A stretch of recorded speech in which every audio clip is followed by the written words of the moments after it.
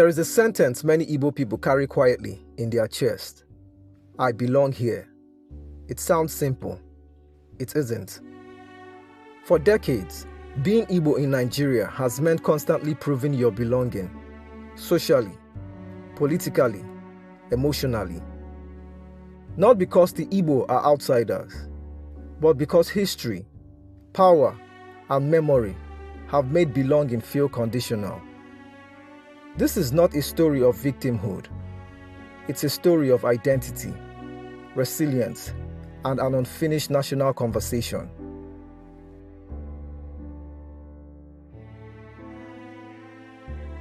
Nigeria was never a natural marriage.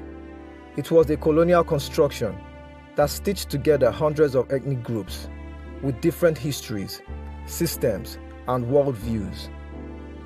At independence, the dream was unity, but unity without justice is fragile. For the Igbo, the rupture came violently between 1967 and 1970, the Nigerian Civil War. When Biafra fought, the war officially ended, but psychologically, it never really did. The guns went silent, the questions didn't. What does it mean to belong to a country where your collective memory includes loss, starvation, displacement, and then silence?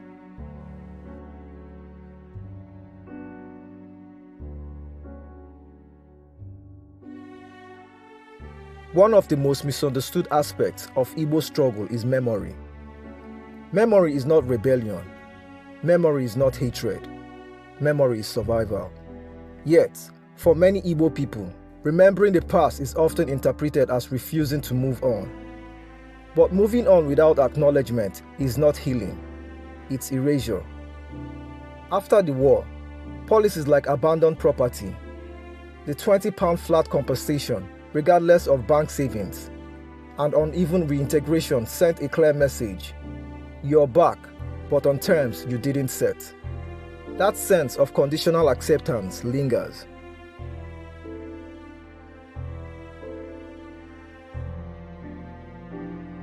Across Nigeria, many Igbo experience a quiet but persistent reality. Being Nigerian, but not fully accepted as indigenous anywhere outside the southeast. You can live your entire life in a place, pay taxes, build businesses, speak the language, yet still be labeled a settler. So the question forms early and never really leaves. Where do I truly belong? This is not just about geography. It's about psychological security. It's about knowing that your citizenship isn't negotiable during political tension or economic stress.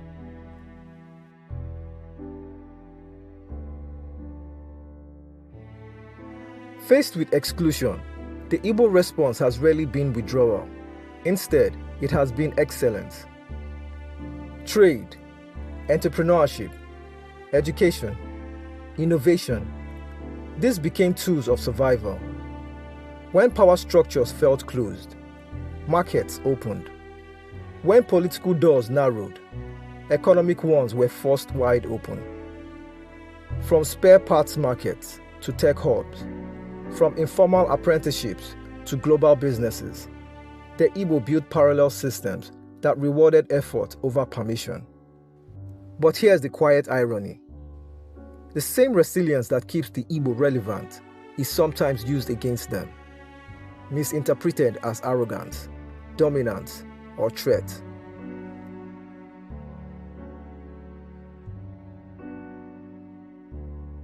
In Nigeria's power equation, perception matters as much as numbers. Despite being one of the most populous and economically active groups, the Igbo remains underrepresented at the highest levels of national power. Since the end of military rule, this imbalance has become more symbolic than just numerical. Symbols matter in nation building. When leadership consistently rotates without you, when key security and economic decisions rarely include your voice, belonging begins to feel theoretical. And into that vacuum, frustration grows, especially among the youth.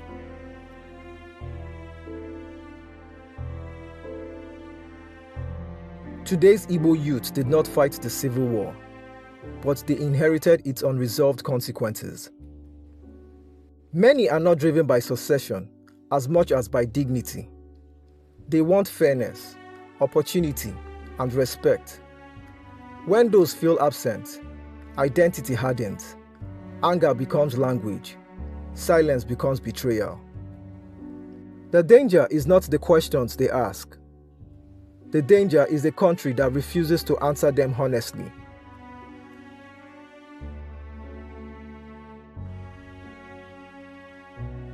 I belong here is not a threat.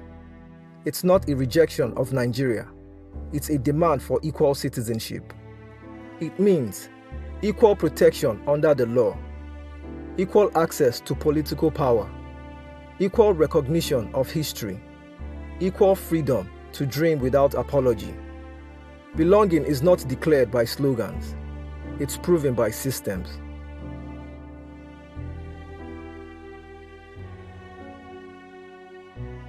This conversation is not one-sided. Nigeria must confront its unfinished reconciliation with the Igbo, truthfully, not defensively. And the Igbo must continue to channel frustration into structured engagement, not self-destruction. Nationhood is not built by silence or shouting alone.